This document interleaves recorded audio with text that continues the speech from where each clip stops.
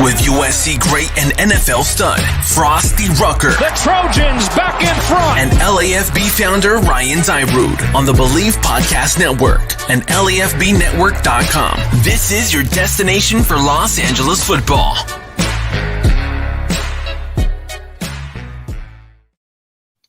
What is up, Los Angeles? You're up late. That's not that late. 9:30 on a Monday. Welcome into Dyrud After Dark. For those listening live, for those listening to the podcast, this is the LA Football Podcast.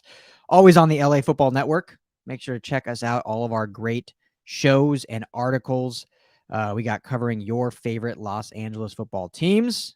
We're on the Believe Podcast Network as well. A bunch of great stuff over there as well. How's everyone doing? What's up? If you're listening live, thanks for tuning in. Dyrud After Dark. We're going to make this a thing maybe during the season.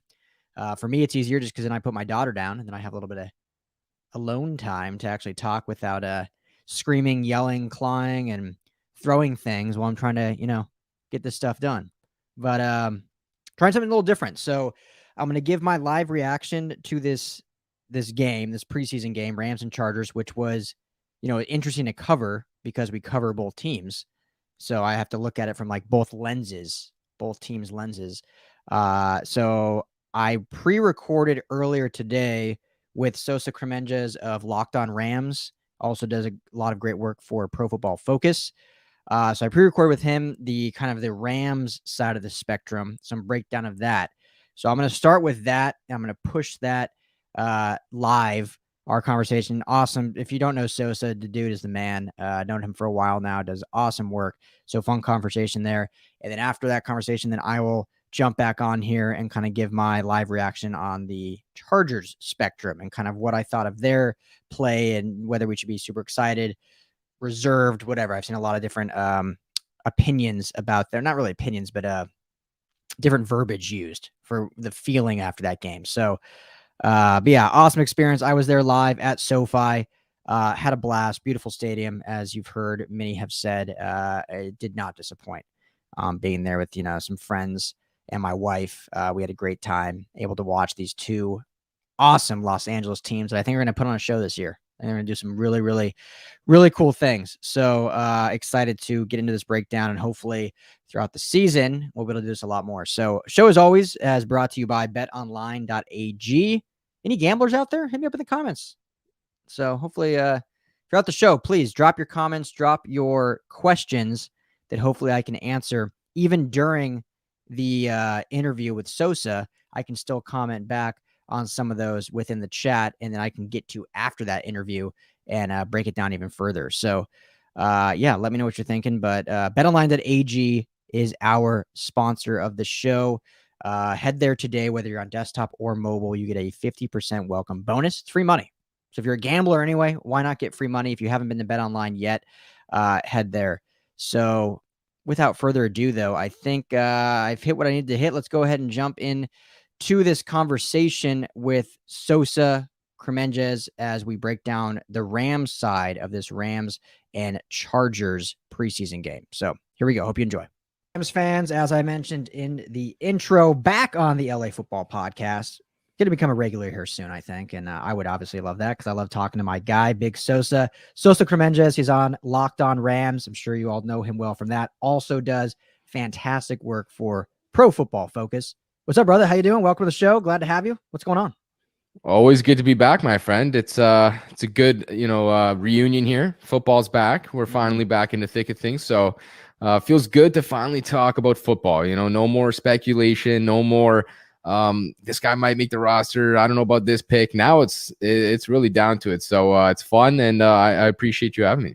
Yeah, man. Thanks for taking the time and staying up a little later. Well, I guess it's not that late yet, but you're still always a little ahead of me. So yeah. Full disclaimer, let everyone know, as you can probably see if you're watching this, my daughter is free roaming the house, so she will probably make appearances often.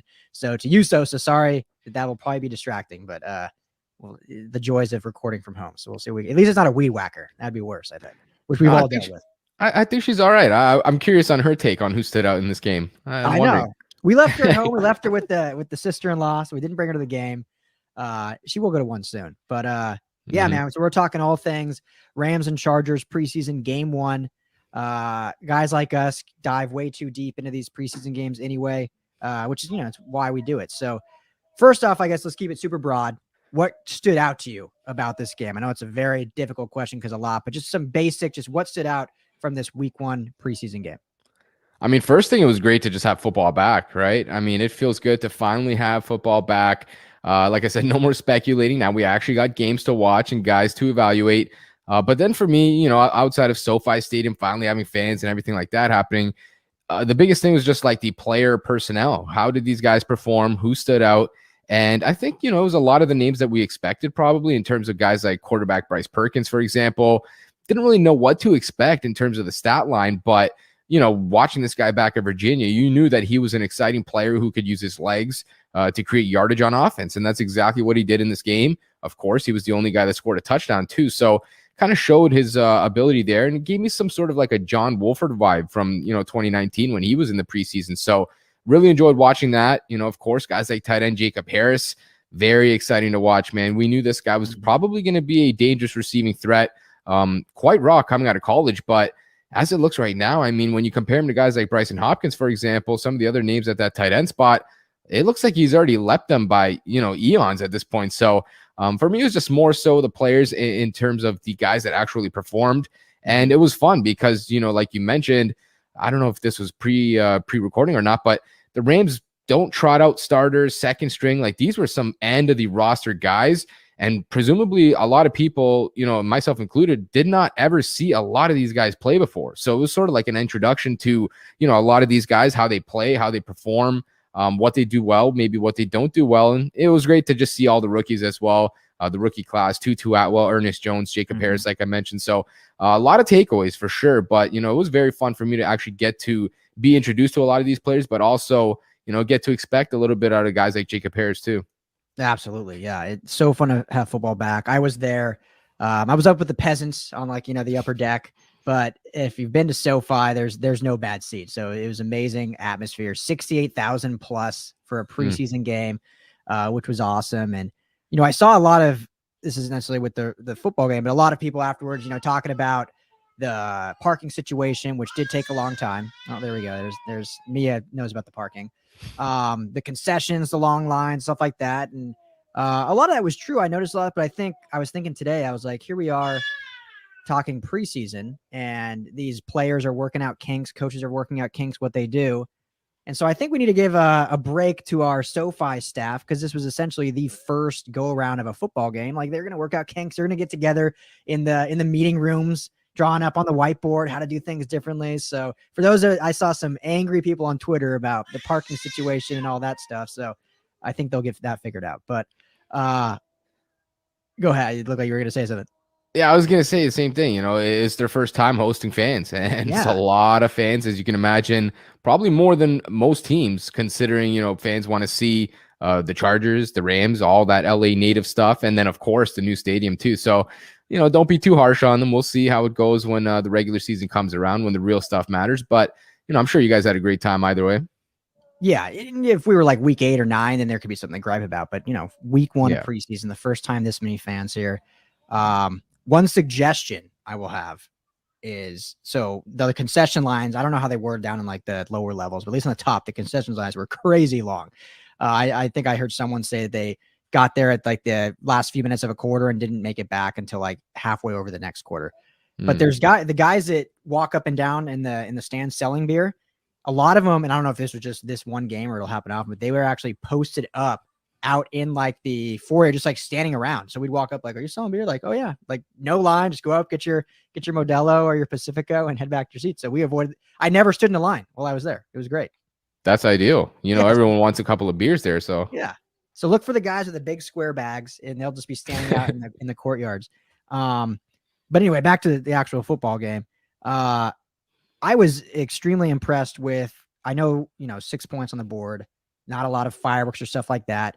And we covered the Chargers on this podcast too. But what I noticed, one of the first things I noticed anyway, is that Brandon Staley and the Chargers did sit most their like premier guys. No Justin Herbert, no Joe James, no Joey Bosa.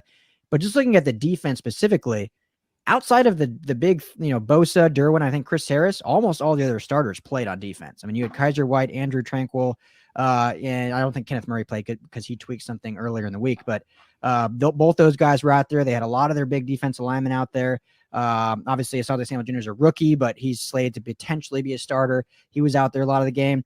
Rams weren't even playing their backups. They were playing third and fourth string. So you have to have a little bit of wiggle room for Rams fans out there who were really disappointed in the offensive performance and production. But it's like, well, you're going against actually half the starters on the Chargers defense. So that was one thing that immediately I thought of when I was like, okay, let's take this all with a grain of salt. And I think Duck Hodges just isn't that exciting of a quarterback.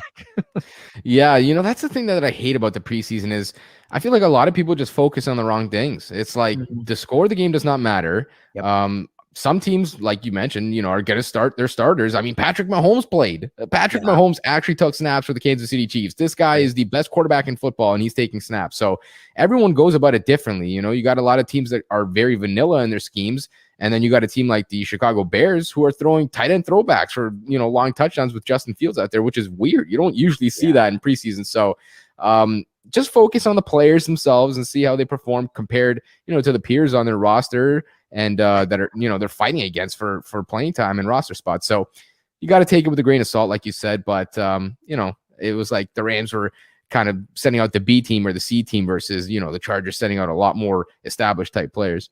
Yeah, and part of that's just, Brandon Staley being first-time head coach and needs to get his scheme set and see who's out there. So that's not saying anything bad about the Chargers, but it's just saying when you look at the Rams and look at their performances, just you got to see who they're actually going up against. But let's get into some of these actual player performance, Sosa, and I'd love to hear. I'm sure you did already a deep dive with Pro Football Focus about some gradings that these players got. We'll start with defense, and I want to start with Ernest Jones because I know a lot of people, I believe yourself included, have been, not, I don't want to say not high, but, a little more critical of this pick. Pretty much everyone has. I mean, especially with some of the backers that were still there. From my vantage point, from what I saw without really getting into PFF's grading, but just looking what I saw on the field, dude seemed to be everywhere on the football. Sometimes, it was still a positive game, but he seemed to be in on almost every tackle. You hear his name called on the PA, like every single play. So from what I could see, played a fairly good game for where he is on the depth chart. What was your analysis of Ernest Jones and how do you think he performed? Yeah, so like you said, I think I was a little bit more critical of his performance. Like you look at the PFF grade in coverage, a 43.4, not exactly great. He was one of the 3 worst coverage defenders according to the grades there by PFF in this game for the Rams. Targeted 6 times, allowed 4 receptions for 22 yards. So not exactly anything crazy, but I think a lot of what I saw on his tape in coming out of college was exactly what showed up here. He's very fiery. This guy's a lot of closing speed. He's going to play, like his head's on fire. He's going to go 100% all the time. And there was a couple of plays too, don't get it twisted, where he was really good. I mean, there was an instance there where the Chargers were throwing a screen pass to a running back and every defensive lineman on the Rams went the wrong way. And Ernest Jones was the only player who sniffed it out and he stopped the screen before it happened. So, you see some of that stuff where shows off what the Rams really liked about him pre-draft with the neck up approach, the football IQ, that kind of stuff. But at the same time, I just think a lot of that coverage limitation shows up when you see him out there. He got toasted on a Texas route that I was watching pretty badly by a running back out there. Of course, only 22 yards allowed in coverage, so not exactly bad, but clearly a guy that I think still has a ways to go. Maybe still starts. I mean, the Rams don't exactly have any crazy good linebackers at that position there. So interesting to see how he did. I thought he had some ups, some downs, but at the end of the day, I think, you got to feel pretty decent about what he put out there. He looks like the same player he was in college. And I think the Rams feel pretty good about that right now, at least. Yeah. And that's good to hear your analysis of it because I wasn't able to get into that yet, just being there on the field. So yeah, still a ways to go, sounds like. And, but at least he's out there. He was out there. I don't even know what the snap count was, but it seemed like majority of the game, at least. Do you have the snap counter? I can pull it up. Just give me 1 second here. Yeah. He played 38 snaps on defense. Okay. So, good amount getting out there. Third most on the defense. So, yeah, I guess we'll see how that develops in the transition from week 1 to week 2 and just seeing if it's, a speed thing, if it's still learning the scheme. But as you've said many times, I think from the shoulder pads up, from the head up, he seems to have it. It's just more being better in cover. It was the stuff we knew in college. So you've said it many times and what he needs to progress from what he was at South Carolina. So we'll see how that goes into week 2. But it was, at least for me, good to see him at least in everything. Also the positives we saw in college. We saw that not yesterday, but Saturday as well. So Sticking with the defense, and this team just seems to have abundance of talent at safety. Again, this is a preseason game, so it's hard to really draw extreme conclusions there. But none of our main four played. Nick Scott still nursing injury, although I heard he was back in some capacity today in practice. But no Burgess, no Jordan Fuller, no Taylor Rapp, but you have Juju Hughes, and J.R. Reed both played a lot of snaps and both looked pretty good for what they were asked to do. What were your thoughts on that tandem and how they looked, and what do you think their odds are of making this roster with a team that's pretty deep in safety, so it might be difficult for them? Yeah, I don't know what it is about the Rams in the safety spot, but somehow year after year, they just find these guys like they're just growing on trees, apparently. I mean, it's ridiculous at this point. You mentioned them, Juju Hughes and J.R. Reed, the next two up. These guys both looked great, in my opinion. I mean, they were active in run support. These guys were flying to the football. J.R. Reed was the highest graded defender for the Rams. I believe he had just under or just over a 90 grade, actually. The highest graded coverage defender as well with an 83.3. Juju Hughes, third highest with a 72.5. So clearly the grades check out as well. Like, these guys are active on the field. They made some big hits. I just seen a clip on Twitter actually posted like an hour ago where it was a run snap for the Chargers, and the guy that posted the clip was highlighting the left tackle, Rashawn Slater, and the left guard of the Chargers, who just blew somebody off when it came to the Rams, the defensive line there. J.R. Reed fills the hole like a 10-yard gap and makes the tackle on a running back when he has, a very tough time doing that, and a huge hole there for a running back. So that's the kind of stuff that I think is super impressive. Now, when it comes to making the roster, it's always a numbers game, so it's going to be hard to carry, 5, maybe 6 safeties. I think there's a good shot that they probably carry 5. So whoever the Rams consider higher on that depth chart between Reed and Hughes, I think one of them will make it. The other one, I think, very prime position to make at least a practice squad spot. So both could very well remain with the team. And I think with the way they're playing so far, and of course them also being the first guys out there, indicates that, they're probably the highest up on the depth chart of these reserve players. I think they both got a pretty good shot to stick with the Rams this season. Yeah, I looked great. And J.R. Reed was a guy that hasn't got a lot of press time. I think he's had a good camp overall when I was there seeing him, but not a guy that's been talked about a lot just because of the depth at the position. But he was a guy you watch like, wow, he was, if I'm saying Ernest Jones was everywhere, this guy was actually everywhere and making every play that he needed to make. If he doesn't, either one of these guys gets cut and they can't make it to the practice squad, I could see them being on the Chargers, because the Chargers actually depth at safety is much less than the Rams. And there's obviously some familiarity there with the coach. So that would be something to keep an eye on for Rams fans. Now, they wouldn't like to see the guys go, but I wouldn't be shocked if they stay in LA still with this Chargers team. But good showing, I think, for both of them, which is a good to see. And what you want to see these young guys do is they're going to have a lot of opportunities throughout this next 2 games to continue highlighting their ability and what they're able to do. So let's talk defensive line and then we'll move over to offense. Anyone on this defensive line that you thought really showed, because we know the defensive line is set at least in terms of starters, but we did want to see guys like Ernest Brown and how they perform in their respective roles as he's trained, with the backers and the linebacker and the linemen. So anyone that stood out to you in terms of PFF grading or just the eyeball test, you were like, this is a guy that is someone to watch for these next few weeks to be a rotational piece potentially for this Rams team. Yeah, I feel like it's almost like a cop-out because everyone has this answer, but Justin Lawler, I mean, the guy was great in this game. He had 4 pressures in this game. That was the most among any defender on the Rams. The dude looked like he had a lot of juice, even after missing the last 2 years due to injuries. And I think he said in his press conference the other day, he broke his foot 3 times, like 3 damn times over and over and over again. Like, you got to feel bad for that guy, and you got to give him a lot of credit for still sticking around, fighting his way back through rehab, all that stuff, and all the gruesome injuries and everything, and finding his way back onto the field. And not only that, but immediately making an impact. I thought that was very impressive. He was clearly active as a run defender too. I think he led the way in tackles for loss and tackles for no gain as well. So he looked like he was just a class above everyone else out there, both his teammates and the opponents. So very impressive. And I think when you look at the edge spot now, there's a question to be had here. Is this guy going to potentially factor into, the edge rotation now? Because the Rams do have question marks there. Sure, they got Leonard Floyd, Justin Hollins, 2 guys they really expect to play well. But after that, I mean, Okoronkwo's had trouble staying healthy. Terrell Lewis, his knee isn't even allowing him to practice at this point. Never mind, halfway throughout the season, how he's going to feel. It's a lot of question marks there. Now, I'm starting to think maybe Lawler is a guy that could factor into this position. So very impressive job there. And I thought he was great, man. I can't wait to see what he's going to do in the next game. He was fantastic. And he was, a lot of the plays he was making early on too were against, starting quality players on the Chargers. I can't remember if he ever had a play against Slater. I don't think he did. But, going up against at least their immediate backup, or, if there's Justin Jackson and run support, he's slated as the RB2 right now for the Chargers.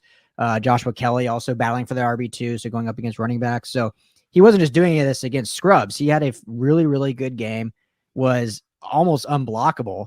And again, it's a preseason game, so how much do you want to play that into a factor? But I think a guy that's been on this team now for a while or a few years, and they're grooming him into a way they've obviously felt good about him. And every year, not just with the Rams, but with NFL teams in general, there seems to be one guy in camp that kind of comes out of nowhere and makes an impact and ends up having a role in the season. And I think that could be Justin Lawler this year. And you mentioned it with the rotation they have. He's a guy that I think will definitely be a factor. All right.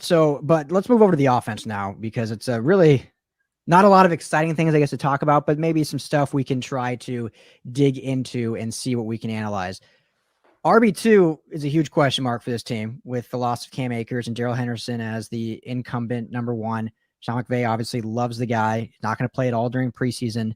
But as said many times, he's very confident in his running back room with Xavier Jones, Jake Funt, Raymond Calais. I've said many times, I think once the first round of cuts or second round of cuts happen, I think the Rams will potentially add someone from that list. I think there'll be a lot of talented backs cut. But at this point, this is the group they have. It was really hard to kind of get into what these backs did. Part of that is, a second tier offensive line playing. But what did you think from Jake Funt, from Xavier Jones? Was there anything that you said, okay, I feel good about this being number two, or did it raise more concerns than positivity? Yeah, I think like you said, it was just so hard to really evaluate what happened there. I feel like it's kind of been stagnant. I went into it thinking Xavier Jones is probably the running back too. I feel okay about him back there. Obviously very unproven. We don't know what he's going to bring to the table, but I liked his tape at SMU. I thought he was a really active back there, the ability to receive and run the ball too. So, it was just so hard to evaluate. You never really got to see any of these guys going. But in terms of like looking comfortable and shaking, baking a few guys, I thought Xavier Jones was like pretty solid. I mean, I feel decent about him still. Like you just mentioned, I think now that you say it might make sense to add some guys after some of these roster cuts happen, because running backs are usually a dime a dozen. Pretty easy to find someone who's good.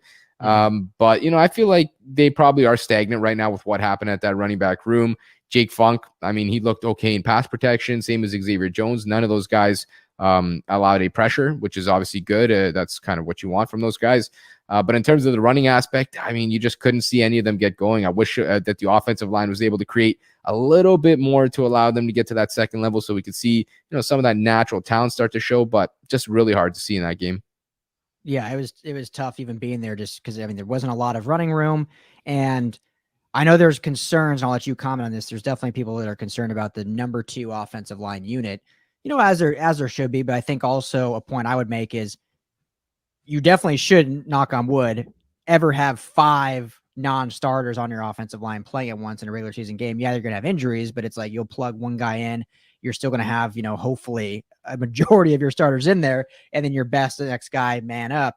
So I think that's part of it, is the fact that, you have 2s and 3s all playing together without a single starter, which makes it very hard as a cohesive unit to do well. But I guess what's your thoughts on that? Do you think that is concerning? Do you think you saw anything good out of any of these backups, or should there be definitely some concern about the second unit? I posted this on Twitter, and I probably worded it a little bit badly, but what I meant to say was no team has inherently good depth across the board. Like, you might be lucky if you have 1, 2, 3, 5 players on your roster that can step in for an injured guy and just not look like really bad, like out of place, right? You're lucky if you have that anywhere. So to think that, you're going to have this backup offensive line and you're going to have these random tackles step up and look like, 60 or 70% of Andrew Whitworth, it's not going to happen. Like, the chances of that happening are just so slim. So when it comes to the offensive line, I'm not necessarily concerned. Of course, if an injury happens, the Rams are going to be in somewhat of a troubled position. But one player that, I never even knew about that stood out, apparently, I guess, was Jordan Meredith. He was the highest graded player on offense for the Rams, an 85.1 pass protection grade. He was a guard in that game. So I'm going to have to go back and check him out, get a closer look on actually how he did. but you don't grade out that well by accident. And of course, the Rams do have some question marks right now. Are they going to go with Brian Allen at center? Are they going to, leave Austin Corbett at guard? Are they going to switch Corbett to center? Or, so a lot of questions there. That makes me think maybe this guy, if he can string together a few good games and really start to build on that, maybe he makes the roster. And not only that, but if that Brian Allen at center experiment doesn't work out, maybe the Rams do shift Corbett back into that center spot and then look for a new guard. And if it's not Bobby Evans, it could very well be this guy. Yeah, I haven't talked to you about, and I just want to mention Jordan Meredith, the undrafted prospect out of Western Kentucky that I think a lot of guys are getting excited about now after seeing how he played, at least in that preseason game. But haven't talked to you since the whole, I call it center gate, whatever you want to call it. Do you like the move? Do you hate it? Does it make sense to you? So before we move on, just what's your thoughts on the now Brian Allen as a starter and Corbett back to guard? I think it makes sense. I don't think it really has anything to do with Brian Allen personally. I think it has everything to do with Bobby Evans. And I feel like the Rams have now seen enough out of Bobby Evans at right guard to the point where they do not feel good about this guy in the starting lineup. And that's something that I've, talked about over the last few months since we found out, since Jordan Rodriguez shared the news that he was going to get the first shot at right guard. I never thought he looked that comfortable at that spot last year in Seattle in that playoff game. And now it seems like the Rams don't feel comfortable about that either. So I don't think it has anything to do with Brian Allen or Austin Corbett. I think it has more to do with Bobby Evans. And, the fact that now he's being pulled for Brian Allen, maybe not that much of an upgrade, but at least we know that Austin Corbett can play right guard and be, not just serviceable there, but very solid. But now the question mark is, is Brian Allen going to be a starter or somebody that's going to be, a liability? So big question mark there. I don't know what's going to happen. He's played very small amount of football in 2019. But I'm definitely a little bit concerned for sure. Yeah, and not playing in the preseason either, which is I thought it did a little bit of play time considering they made the move so quick, but apparently not. So maybe we'll see him later down the stretch. I don't know.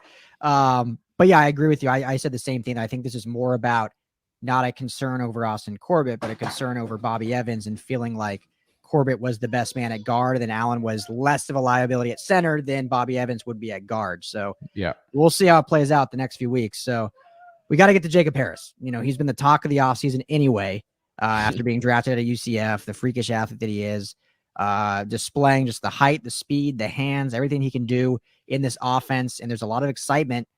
It seemed like they were trying to put that on display in this preseason game. Will Carella actually on Twitter wanted me to ask you this while we do this. Did it seem like the Rams were going out of their way to feed Jacob Harris, or he just that dominant? Again, this is with the 2s and 3s, the third string quarterback, fourth string quarterback. So I don't want to get this taken out of context. Did it seem like they're trying to feed him, or was it just he's that good and dominant that the guy is always open? Why you're not going to throw the open guy? I think it's like 50-50. And I legit do think they were trying to put him on display a little bit.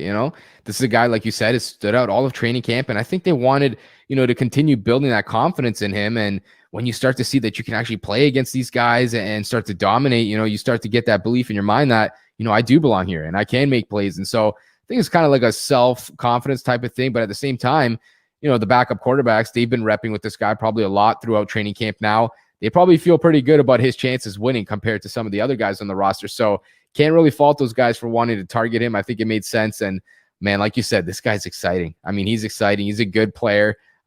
He already looks further in his development than I thought. Probably never going to be a great inline tight end, but Gerald Everett wasn't either, and I think this guy can fill that similar role where you're going to try to utilize him as a red zone or receiving weapon.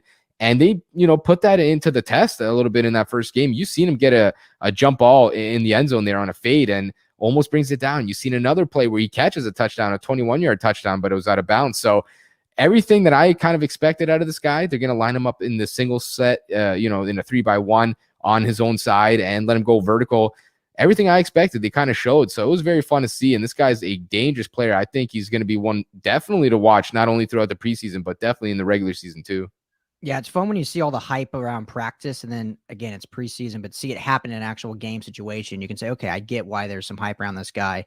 And something like last year, I remember there was so much hype around Van Jefferson, but we didn't have a preseason, so we didn't get to see it on display. There was just all the Twitter hype, and then we get to the regular season, and not that he was bad, but he just wasn't featured as much as I think a lot of fans expected because of all the talk coming out. Well, we were able to see Jacob Harris, and he was featured a lot in this first game. So from all indications are, with how loaded this offense is, he is definitely going to be a part of it in some capacity, which is exciting because when you get a guy late in the draft like they did him, and he can be that involved, I think that's a home run slam dunk. So a guy that I think, I think we talked, I can't remember if it was your show or on my show where we did, potential, I can't remember how the question was worded, but like basically who's going to have the best rookie season. And one of us talked about Jacob Harris because of how he can be used in the red zone. So it's fun to see it actually kind of come to fruition a little bit there. Yeah, I mean, it's great to see, the use case of this guy. We talked about it.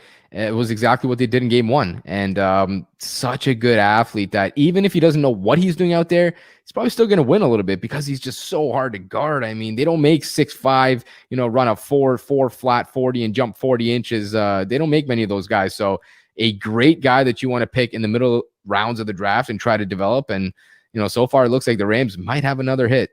Yeah, definitely. So, all right. So let's get you out of here on this. The return game, which is one of the biggest kind of open competitions on this team overall, I would say. Tutu Atwell got the first go at punt return and flashed. You see the speed, you see him break it outside, and there's like, okay, Tutu's job. Well, then Raven Calais comes and says, I'll take that and do you one better. He breaks one wide open too, and he also got a little more work in the actual kick return game. It's a good problem to have, having two guys that can do it, can flash the speed.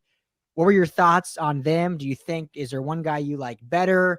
What's your mood on this return game, and who do you think ends up winning the job come 3 weeks from now? Yeah, I mean, like you said, it was exciting to finally get that back. Oh, man. After going through last year and that special teams down year, which is so weird because the Rams have had a consistently amazing special teams units for, the last decade or so. It was weird, and it's good to see it's finally back. I think Joe DeCamillis is going to have whoever's back there playing well. This guy looks like he's, already turned everything around 180 degrees in such a short time, which is incredibly impressive. Like you mentioned, Raymond Calais was a little bit more used, so maybe we have a little bit better of an idea of, how consistent can this guy be. But I need Tutu Atwell out there, man. I need it. You drafted this guy in the second round. And until he proves you wrong in terms of you don't want him back there, maybe fumble, something like that, you need to give him an opportunity to impact plays and impact games. And he's not going to get 80 targets this season. So if you're going to use him as a weapon, get him out there and run some vertical routes, get him out there, use him in those jet sweep scenarios, some cool, fun usage out of the backfield. But you want guys like that to have the ball in their hands because they have speed that other guys just don't have. And, punt returns, kick returns, things like that.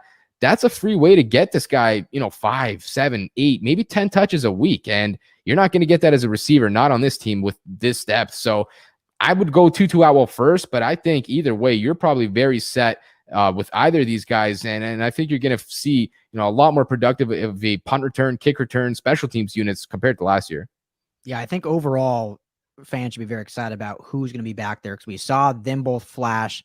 They also have a guy by the name of Jeremiah Hadel who was undrafted but was a top 3 returner in all of college last year. So he'll be nipping at their heels. So whatever direction they go, it's going to be more explosive than it was last year, which I know is what Sean McVay wants from his team overall, not just offense, the special teams and defense.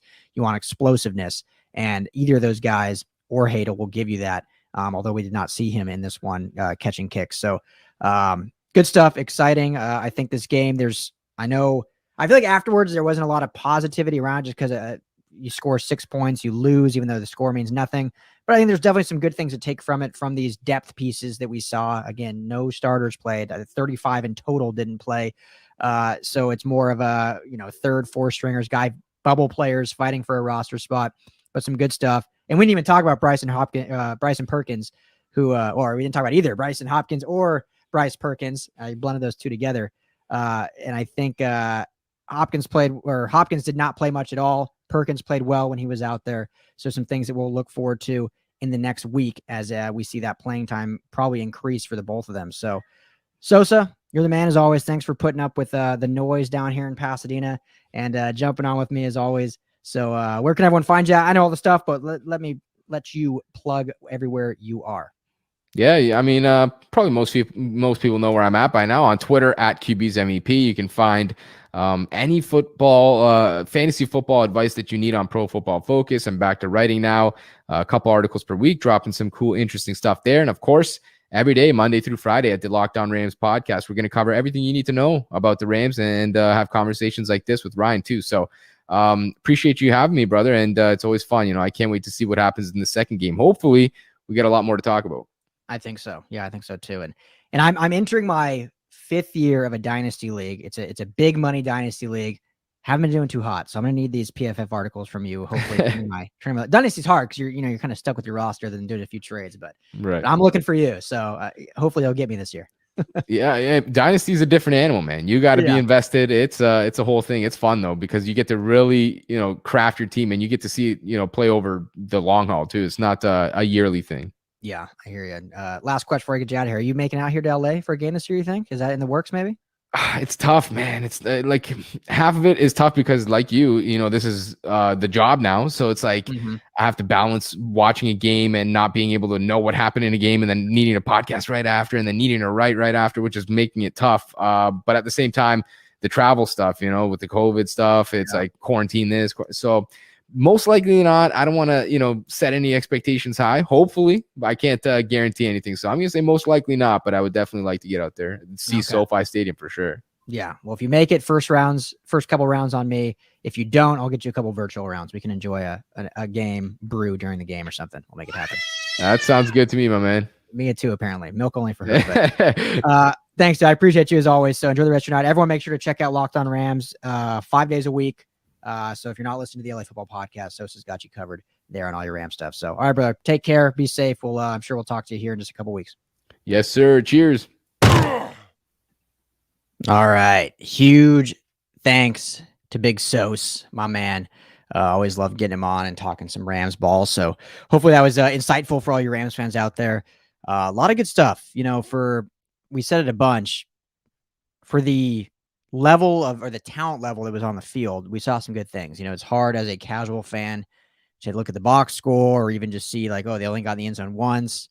The offense didn't move the ball that well, but I think overall there were some good things to take, especially when you look at it player by player, position by position, and you look at depth. Like the safety depth is unreal. Like that's what we kind of talked about a bunch and what they've been able to develop with Coach Evero, who is probably going to be a defensive coordinator next year. I'm actually shocked he's not already. So another coach for the Rams probably going to be plucked away here soon in Coach Evero. But what he's been able to do with safeties and defensive backs in general is impressive. And as I said on that, for you Chargers fans listening, Chargers fans get used to maybe a J.R. Reed or a Juju Hughes because we could see him get picked up by this Chargers team if they don't make the roster for the Rams because I don't see them keeping 6 safeties. I just don't see that happening. I mean, 5 is a lot anyway. So one of those guys will probably get released, and they would hope to bring him back on the practice squad. But Brandon Staley and the Chargers may want to snatch him up. So, yeah. But big shout out to Big Sosa Kremenjas, Locked On Rams, Pro Football Focus. My man. Always fun chat with him. So quickly want to give a good shout out to Get Some Sports, at Get Some Sports on Twitter. Went out to feed his cat. Saw we were live, jumped on, hit me up on Twitter. Appreciate you, brother. And yeah, we're always drinking on the LA Football Pod. I got some whiskey right now though. So if you're drinking a cold one, crack that open. You let me know what you're drinking. Always love to virtual cheers whoever is listening and watching the show. So let me cool the esophagus here real quick. But yeah, so now I know this is weird because the teams played each other, but I want to take and give a little bit of the Chargers perspective now of this game, since that was mostly Rams focused on how the Rams performed. So I'll do my best to kind of look into what the Chargers did there. But first, I want to talk quickly about our one of our newest sponsors on the show. I don't know if you guys heard, but apparently former NBA player Lamar Odom, remember him, played for the Lakers, dated our Kardashian. Maybe returning professional basketball in Spain soon. Was reading a press release about how he started taking a pH balance alkaline supplement called Balance 7. And that's what's helped him bounce back from his hospitalization in 2015.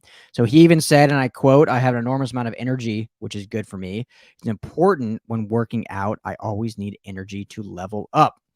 Well, I don't think any of us would disagree with Lamar. And after watching him fight Aaron Carter in July's celebrity boxing match, I think it's safe to say Balance 7 is working for him. So cool thing, we got a promotion running with Balance 7 right now, where if you go to their website, Balance 7, that's the number 7. So Balance, BALANCE 7, the number 7.com, and use the code BELIEVE, that's BLEAV at checkout. You will receive a free 4-ounce bottle of My Smooth Skin. That's what they call it, with any purchase of Balance 7 products. So that product retails at $13.99. So it's worth it. It's free. $14 for free. Again, head to balance7, that's the number 7.com, and use the code BELIEVE at checkout to get in the promotion. I know it worked for him, can work for you too, give you more energy. Who doesn't need that? All right, so on the Chargers side, I've heard a lot of people talking about, should we be excited? Should we temper expectations? Was this a good game for the team? And here's where I look at it. It's a preseason game, so already temper expectations, of course. But there's little things you look at. I try always on this show when we do live shows and on the podcast and when I write, I try to look at other intricacies besides flash plays, box scores, and stuff of that nature. So the biggest thing for me when watching this Chargers team versus past Chargers team was game flow, was energy, was urgency, tackling, fundamentals, all the little things in football that you need to get a team going over the hump. And then you add star players, you add good schemes, you add little things that then take you off and get you into the playoffs and whatnot. So that being said, there should be a lot to be excited about, I think, of this team, because I think the game flow is fantastic. The energy, the urgency was all there, at least on offense and defense. We'll get to special teams here in a minute. But overall, there was a lot to be excited about. And I know it's, backups against backups. And in reality, as I talked about in the RAG segment, there was actually a lot of starters for the Chargers that played against all backups for the Rams. So you look at the defense and what they were doing in the first couple drives. We saw, Kaiser White, Drew Tranquil, Mike Davis was out there. A lot of starters for the Chargers against third and fourth stringers for the Rams, but you still see the urgency out there. You see the game flow, how they're, calling them plays and whatnot. And you can just tell like the vibe, the feeling, the flow of what the team's doing. And I think that is what you should be excited about. You should take away from this game, not necessarily the box score, because again, you're not going to see, especially in the third and fourth quarter, a lot of those guys may not be on the field ever, but the overall just juxtaposition of the team and how they perform together, to me, looked very different than what we saw in the past 4 years. And that's not throwing shade at Anthony Lynn, but it's just the way that what Brandon Staley and his staff has brought in this new urgency. I've said that a lot when we talk about the Chargers at training camp, anything. It's just a sense of urgency. It's, it's no wasted motion, no wasted effort, no wasted thought process. There's a rhyme and a reason for everything you do, which we've seen a lot with the Rams over the past 4 years. And why with Sean McVay, they've had 0 losing seasons, 3 out of 4 years making the playoffs, because that's the philosophy he's brought in. Brandon Staley had that from his days at John Carroll, from his days, coaching with Vic Fangio and then with Sean McVay. And now he's taken all of that and combusted it into how he's running this team with the LA Chargers. And so extremely excited. That is what I'm taking away from this game. Not the 13-6 win, not some of the splash plays, which we'll get to in a second, but just the way the team played. And you see it from plays being called in from the sideline to the huddle, from rotational players, subs coming in and out, just overall urgency. And yeah, there were some miscues. Like I said, special teams, we'll get to in a minute. Miscues there still. I don't know what that is it's a whole new unit, whole new coaching staff. There's still issues there, but I trust this staff will get that fixed because of the onus they're putting on it. We've seen in practice and training camp already, as we've reported a ton. All of our contingency of the LA Football Network has talked about a ton, how much they put an onus on special teams. But overall, I think there's a lot to be excited about. So a couple players I do want to talk about. First of all, let's start with just the positives and Josh Palmer. This guy's going to be a superstar. Again, said it many times on this episode, said many times throughout. It's a preseason game. He was going against third and fourth stringers in the Rams. So, I'm not sitting here saying after one game, get this guy in Canton. But you can see from this game, in my opinion, this is a huge value in the third round. Like, this guy should have been a higher draft pick probably, or definitely was not a reach by any means. I think when he was taken at the time, a lot of people were saying this was a reach. A lot of Chargers podcasters and reporters and writers also were saying that, probably a reach. A lot of that went into, we talked many times, not just me, but then as people dug into it and really watched tape, talked about how, his quarterback didn't do anything to help him there at Tennessee. And so that had a lot to do with his lack of stats, if you will, in college. but his size, his speed, his intangibles are just, phenomenal. And shout out, we got some LAFB guys in here. What's up? My homies are all in here. What's up, Steven? And yeah, you hit the nail on the head there, Steven. Follow Steven Haglund. He's one of the editors for the LA Football Network, also does the Guilty as Charged podcast. But mostly a deep ball guy at Tennessee. And yeah, the way we saw him utilized in this preseason game was exactly how we saw him utilized in training camp all throughout these past 2 weeks. And so it's good when you see stuff happen in practice and camp and then it actually happen in games. I mean, I feel like anyone that's played sports, that's what you're coached on. Okay, what you do in practice translates to games. But then we see and hear a lot of guys getting used away in practice and then not used away in games. Case in point, kind of how stuff happened last year with certain players and certain rookies and how they were talked up and talked about used in certain situations. And then in games, it never came to fruition. So, yes, it's a preseason game. Yes, it's against third and fourth stringers for the Rams. But seeing Josh Palmer used in so many different route combinations, there was one drive, I can't remember if it was the first drive or the second drive, where he was targeted and completed like 4 times in one drive. I think he had 6 total completions on the game. But this kid, what he brings to this offense, and will he be wide receiver 3? Will he be 4? I don't think it matters. He's going to be utilized. He's going to have a role in this offense, and he's going to be a good player for this team for many, many years. So I think that's the excitement. This Chargers team got a really good one in Josh Palmer. So I just can't wait to continue to watch his development, continue to see how he builds within this wide receiver class. And, I like Mike Williams. So he didn't even play, obviously, being a starter, but seeing what I think he'll push Mike Williams to be even better. Like, I think that's the thing we want to see is, it's the old cliche phrase, iron sharpen iron, but Josh Palmer being this good this early is only going to make Mike Williams better. Keenan Allen, we know what Keenan Allen is. Keenan Allen's a top 5 receiver in the league, in my opinion. Obviously, he can get better too. Why not? But Mike Williams is a guy that can be this good. Right now is probably this good. Maybe Josh Palmer pushes him to that upper echelon saying, okay, I got to watch my back. I got this rook coming in for reps who can do what I do, plus can do other things because he's a great route runner. So he can be a deep ball guy, which is what Mike Williams is. Oh, but guess what? He can run underneath routes. He can shake corners out of their shoes if he needs to. So that's only going to make Mike Williams better. And also this offense just gets better and better and better as they go along. So super exciting. Running backs. We saw a heavy dosage of a good amount. I'm obviously not Austin Eckler, but we saw Joshua Kelly. We saw Justin Jackson. We saw Larry Roundtree. We even saw Darius Bradwell. I mean, he was the lone back to get in the end zone. I know there's a lot of hype about Roundtree, as there should be. I thought he looked really good. Looked really, twitchy, was able to avoid tacklers, had that big play. I can't remember if it was the third or fourth quarter, but, making my guy miss and breaking it for a big game. So Roundtree looked great. There's a lot of Roundtree hype, as there should be. He was really good in the SEC at Mizzou, and he's shown out in training camp to an extent and played well in this game. He was the third back out there. I don't know if people want to read in between the lines in that, saying Justin Jackson's 2, Joshua Kelly's 3, Roundtree's 4.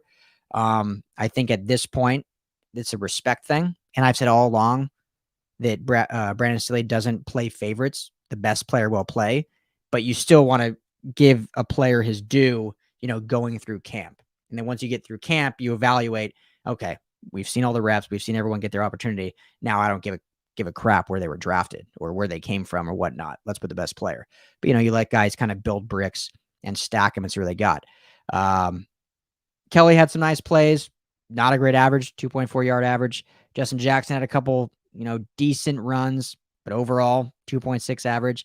Roundtree had a 7.9 average. So if you're comparing based on stats, obviously Roundtree won the day. But overall, I thought the running game got going decent for the switches at offensive line and what they're able to do throughout the game and stuff like that. So, it's hard to judge based on what the Rams were throwing at them too. Very vanilla, both offense and defense, just really, trying to hit for the first time. These are the first time these guys are tackling. I know there's been pads on in training camp for both the Rams and Chargers, but they're not hitting by any means. So this is the first actual live hitting both of these teams have done. So a lot of it, you're just seeing guys, get their feet wet, get into it. So the one last really thing I really noticed, and the defense I thought looked really good. Obviously, only allowing 6 points. We saw a lot of starters play early on, and then fizzle out, and then get in the rookies. Solid Demo Jr. Had his moments, but also gave up some big plays, or not really big plays, but gave up plays. But that's going to just take time of progression and learning the system a lot, which we've talked all through camp. But we saw some other guys step up. We had the big pick, at the goal line there when the Rams were driving and went for it. I think they went for 2 fourth downs. One was turnover on downs. One was the interception. So some good to see there, guys finishing plays and stuff like that. But last thing I want to talk about is the special teams. And we've talked all camp, and everyone knows about my love for Austin Proehl in the return game. But, KJ Hill was the guy to open up the game as the return guy in both the punt return and kick return. Looked fine doing it. I didn't think there was any concern there. Austin Proehl did get a snap in the second half.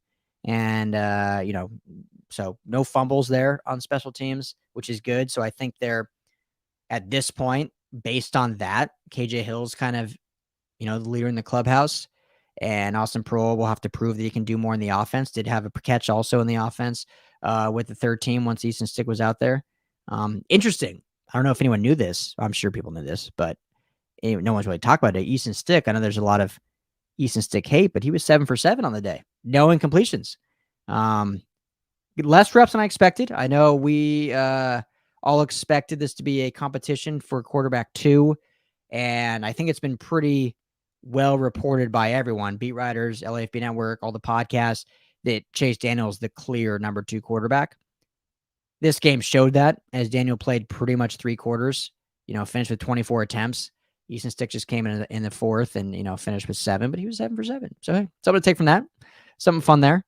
But yeah, hate ending on a negative, but the special teams still had their issues, giving up big returns against the Rams. The Rams had a big return with Tutu Atwell, and they had a big return with Raymond Calais. There was one play where the Chargers only had 10 guys out there. So you thought a lot of that stuff was done with this new coaching staff. Wouldn't be back from last year. So definitely disappointing, I guess. But when you're one of the worst units in the league, it's going to take time, I think, to correct a lot of the mistakes. They're putting in new philosophies. But Coach Darius Swinton definitely has his work cut out for him, as those need to be corrected and ASAP. You have 2 more preseason games. You're about 3 weeks away from the regular season, and you want to start seeing this special teams unit, at least the little things, like at least have 11 guys on the field on every play. Like that should be a no-brainer, knowing your assignments. But I want to say it because I don't want people to freak out. I want to say this.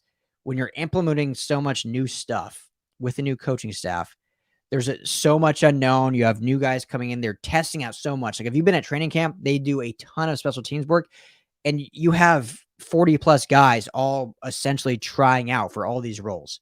So they're throwing a lot at you in training camp. And so I think there's probably some miscommunication there of who actually was starting on that unit at that time, because they're playing so much different roles. So I wouldn't think 2 weeks from now in the final preseason game, when those should be set by then, like we should have our special teams unit set. Maybe there's a few guys they don't put out there because they maybe start on offense or defense. I wouldn't expect it to happen anymore. I really do have faith this special teams unit is going to be a lot better. I mean, it's hard, can't get any worse, but I think it's going to be a lot better, where it's going to be, fans will say, okay, we can see the improvement. So I know there's frustration after the game because it's like, wow, they had a, delay a game or whatever because only 10 guys on the field. They let up big plays again in the return game. We didn't really see any explosive plays in their return game. But I think a lot of that is just they're working through so much to correct things. And this was the first live true action with tackling. So if this is happening in the 3rd preseason game, then we can maybe be a little concerned and say, okay, what the hell is going on? Let's fix this, or why haven't we fixed this, I guess is a better way to say it. So, but we shall see how that progresses. But I would expect 2 weeks from now, I think those will be alleviated.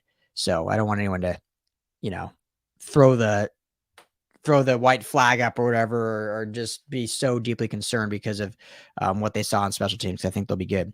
On a good note, Tristan Vizcaino, I always say his name wrong. I feel like Vizcaino. Perfect on field goals. Badgie did have one PAT. He was perfect on. Alex Kessman was released today, so the kicker battle is down to a 2-man race. I think Vizcaino is going to be the guy. He's got a monster leg, it seems like. It's hard to say anyone's been consistent, but he seems to have been the most consistent so far through camp. And the fact that he was, I know coaches will say, oh, it didn't mean anything, want to see every guy, but the fact that he was the guy kicking first in this game, I think tells you everything you need to know that he's going to be the guy. So, yes, Dan, I agree. I think he will definitely be the guy.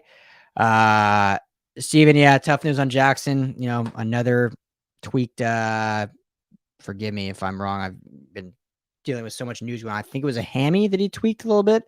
As far as I saw, nothing major, but still a guy that is fighting for this RB2, fighting for this roster, to be quite frank, and just another minor injury that'll probably hold him out a couple practices. And I've said all along, groin. Thank you. Dan. Yeah. Thank you. Groin injury. I've said all along, you know, I love Justin Jackson, what he brings when he's on the field, but if you're not on the field, you're not valuable. I know there's a lot of mixed emotions about Joshua Kelly, but the guy's on the field. He has no injury history. Roundtree's going nowhere. Drafted this year, they're super high in him. So they may keep 4 guys, but it's hard to keep definitely a guy as your running back 2 if he's just always banged up. And, you know, I think he's an awesome person. Does a lot of great stuff off the field. Is great on the field when he's on the field. But if you're talking strictly football and business, this is a tough blow for him because it'll be tough to see how much they are willing to keep that leash long when it comes to injury. And I think this coaching staff will keep it a little long because it's a new staff. But when it comes down to that final day, you know, he's got to get more reps in. He's got to have more work in. So hopefully this is a very minor tweak, keeps him out of practice or 2 and he's back. Then if that's the case, then I would say, okay, non-starter, I don't think that's a big deal. But if he's out a week and a half, if he misses the next 2 preseason games, so doesn't play again, when you get down to that final cut day, it's going to be hard to keep a guy like that around when you have Joshua Kelly and Larry Roundtree who have both played all games. You know, knock on wood, they don't get injured too. So, yeah, definitely tough news on Jackson today. So pray for a speedy recovery for him. Hopefully he's back on the field. So anyway, I think that wraps up Dyrud After Dark, the LA Football Podcast. Appreciate all you guys late at night with me, jumping on. For those of you listening to the podcast, I guess this would be on Tuesday. Thank you for tuning in. Make sure to subscribe to the show wherever you listen or watch. We are everywhere you listen. Apple, Spotify, Odyssey, Amazon, everywhere you listen, we are. We're on YouTube at LAFB Network. Go ahead and like and subscribe to the channel. I don't think you can like, so I don't know what I'm talking about, but subscribe to the channel. Hit that bell for notifications whenever we go live. All of our shows are on the YouTube channel. We do a lot of live stuff. You know, my show, I go live, as you can see right now. Chargers Unleashed guys go live all the time. We're doing the Rams Brothers on the YouTube channel. We got the Bruin Bible up now for all your UCLA coverage. So a lot of cool stuff happening just with the LA Football Network in general. And then, you know, I have a big announcement coming here in the next few days for our network, which I think is, you know, it's catalyst for a lot of hard work that's gone in, and really excited to share with you guys. So thank you all for tuning in. Appreciate you all. Excited to preview the next slate of preseason games here this weekend. So we'll get on that here in just a couple days.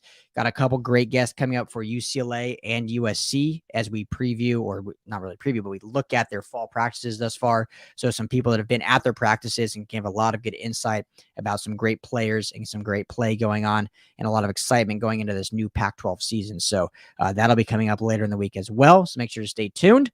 Hope you all have a great night. You know, 10:30.